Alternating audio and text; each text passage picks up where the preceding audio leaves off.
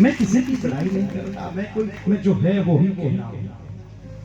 मुझे कोई पार्टी विशेष से लेना नहीं, कोई लगाव नहीं, कोई मतलब नहीं, लेकिन मुझे तो भजनलाल जी के परिवार से लगाव है सज्जनों। और मुझे ही नहीं, आपको होना चाहिए सज्जनों। जब तक आपको भजनलाल जी के परिवार से लगाव नहीं होगा तब तक कुछ नहीं है। इनको कुछ नहीं लेना है तुमसे, एक बात भी इनको तुमसे कुछ भी नहीं लेना है। लेना है तो केवल आपको इनसे लेना है। इनके ऊपर भगवान की बहुत कृपा है, कोई आवश्यकता नहीं है, इनको कोई राजनीति की आवश्यकता नहीं है, लेकिन आवश्यकता है तो आपको हमको इनसे लेना है। और भगवान ने आपको ऐसा इस युग में ऐसा महापुरुष तुम्हारे घर में पैदा किया और तुम भूलते जा रहे हो। धिक्कार है जीवन को, धिक्कार है कुल को, धिक्कार है तुम्हारी विद्या और बुद्धि को, जो तुम कुलदीप जैसे व्यक्ति को पहचान नहीं पा रहे हो। ऐसा महापुरुष मुझे बहुत पीड़ा होती पीछे, बहुत पीड़ा। आश्रम में लोग आते थे यहाँ के, तो मैं बात तक करनी बंद। मैंने कहा क्या तुम कैसे लोग हो भाई मेरे, मैं ज्यादा नहीं कहूंगा, भाव में आके कुछ बोल जाऊंगा, लेकिन क्षमा चाहता हूं। तुम इनसे कुछ न कुछ सीखो। ये तुम्हारे समाज का कोई रत्न है, बहुत बड़ा रत्न है, इसको ऐसे मत खोओ। यदि खो दिया एक दिन पछताओगे सज्जनों। और मुझे कहने में कोई शर्म नहीं है, विष्णोई समाज को आगे किसी ने बनाया है तो केवल श्री भजनलाल जी साहब। शाब आप सुनोगे, 98 की बात है, मैं वृंदावन में था। वृंदावन में कोई एक संत भागवत पढ़ने आए थे। उन्होंने कहा कि मैं बिश्नोई, तो मैं कोई जान पहचान नहीं पाया।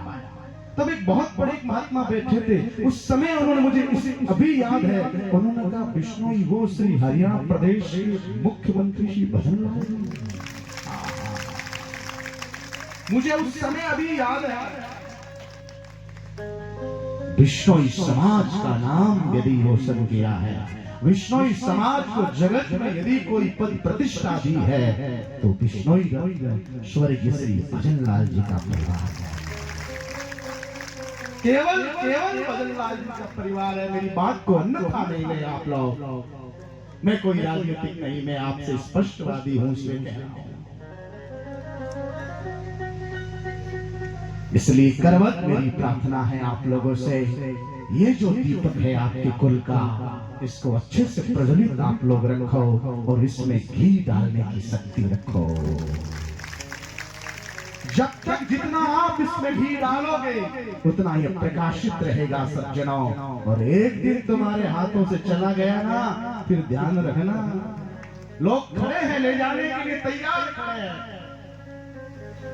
और तुम ये मत सोचना पद प्रतिष्ठा के बाद। मैं इस व्यासपीठ से भगवान से प्रार्थना करके दावे के साथ आपको कहना चाहता हूँ, एक दिन बहुत बड़ा पद और प्रतिष्ठा आपको मिलने वाला है।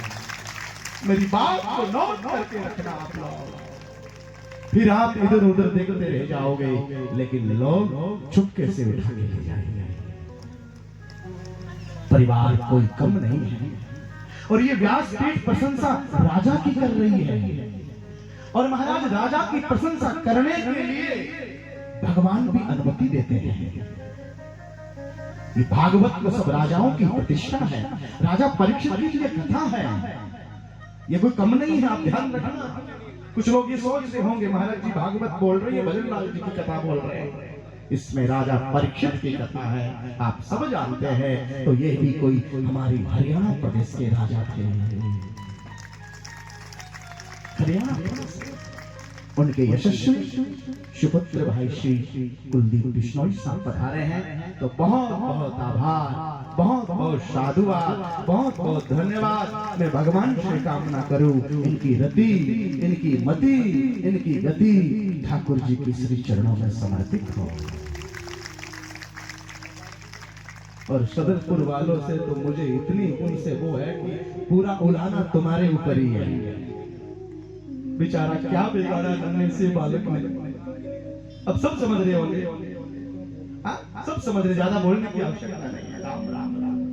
क्या उसने क्या आपसे क्या मांगा, क्या बिगाड़ा आपका? अरे भजनलाल परिवार ने भी कभी किसी का कुछ नहीं बिगाड़ा, ध्यान रखना। यदि किया है तो इन्होंने हित किया है, कभी भी अनहित नहीं किया, ध्यान रखना। लेकिन यही मेरी करबत प्रार्थना है, आप लोगों से एक बार भूल हुई है, जामो जी ने कहा भूल को सुधार लो, बस वही तुम्हारा समझवान है। और ये बंदा कभी हाथ से निकल गया तो फिर आपको ऐसा हाथ आने वाला कभी भी नहीं है, ध्यान रखना। इसलिए पूरी समाज को मैं, और समाज को नहीं मैं तो 36 बिरादरी के लोगों से कहना चाहता हूँ। साहब आपसे क्या बताऊं, एक बार मैं यहाँ हिसार से आगे, झांसी से आगे एक कथा बोल रहा था, छोटा सा गाँव गड़ी गाँव, शायद यहाँ आए हुए होंगे लोग, एक ब्राह्मण परिवार में वहाँ कथा बोल रहा था। तो वहाँ ऐसे अंदर गया, मुझे महाराज जी अंदर चलो, तो श्रीमान जी में पूर्व मुख्यमंत्री गोलोकवासी भजनलाल जी की प्रतिमा वो लगी हुई थी, उसके घर में वो फोटो, जैसे अपने आश्रम में लगी फोटो लगी। बोले महाराज यही तो हमारे भगवान है, आज इनकी बदौलत ही तो हम लोग इस स्टेज पे हैं। ब्राह्मण परिवार के व्यक्ति थे, नेत्रों में झर्ग अश्रु बिंदु थे। उन्होंने कहा महाराज 96 में आपने ऐसी आवाज लगा दी कि जो कोई पढ़ा लिखा है मेरी कोठी पे आओ, और उसको मैं एक नौकरी देने की जगह 2 नौकरी देने की ताकत रखता हूँ। और उस समय मेरा परिवार सब नौकरी में लगा, और आज हमारा परिवार आनंद के साथ में जी रहा है। ऐसे लोग तो तब मुझे कहने में संकोच नहीं, ऐसा राजा न भूतो न भविष्यति, न हुआ न होगा तो उन्हीं का यशस्वी सुपुत्र होगा। ध्यान रखना, तुम्हारा हमारा सबका आदर करेगा, और एक दिन भगवान से प्रार्थना करते हैं कि वो वही स्थान ग्रहण करेगा, एक दिन अवश्य करेगा। हमारी व्यासपीठ पे देर जरूर है लेकिन अंधेर नहीं है, ध्यान रखना, इस बात को नोट करके रखना तुम लोग। अंधेर जरूर है, अंधेर बिल्कुल, लेकिन देर जरूर है, अंधेर बिल्कुल नहीं है, ध्यान रखना, ये ध्यान रखना। भक्तवत्सल भगवान साथ में आए हुए समस्त नेताओं को भी मेरी ओर से बहुत बहुत साधुवाद। इनके भाई लोग आए उनको भी बहुत बहुत ढेर सारी शुभकामनाएं, और जितने भी सभा के लोग आए उनको भी बहुत बहुत शुभकामनाएं। बड़ी श्रद्धा, बड़े भाव कमेटी के लोगों से आग्रह करूंगा कि सबका मान सम्मान करे, स्वागत करे।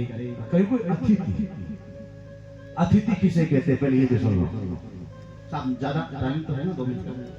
हाँ, अतिथि किसे कहते? अतिथि का मतलब होता नए तिथि अतिथि। मुझे पटवारी जी ने कहा कि 18 तारीख को आएंगे, हमने डॉक्टर से कहा 18 को नहीं आएंगे। कहाँ गए वो डॉक्टर, किधर, क्या कहा मैंने कहा कुलदीप जी 18 को नहीं आएंगे। यदि अतिथि हमारे हैं तो नहीं आएंगे। अतिथि का मतलब होता अतिथि, नए तिथि जिसकी आने की डेट कंफर्म नहीं हो, किसी को पता नहीं था, आज प्रकट हो गए। लोगों को पता है, मीडिया में पता है 18 तारीख को आने वाले हैं, लेकिन 16 तारीख को ही प्रकट होगी। तो भगवान तुरंत प्रकट, उसी को अतिथि कहते हैं, उसी का नाम अतिथि है। तो बहुत बहुत आभार, आज हमारी अतिथि आप बन के आए हैं, तो कमेटी के लोगों का आभार, और ये सम्मान करें, स्वागत करें। फिर कितना समय दिल्ली से आए, नहीं जाने कहाँ कहाँ जाना है, बहुत जगह जाना है, इसलिए हम भगवान से कामना करेंगे कि आप सब लोग बड़े श्रद्धा से, बड़े भाव से सुंदर साहब को स्वागत करें, 2 मिनट की स्पीच भी दें, और फिर यदि समय मिले तो 5 मिनट कथा भी सुने, और नहीं तो फिर आप प्रस्थान करें, भगवान आपकी मंगल कामना करें। धन्यवाद कर रहे हो।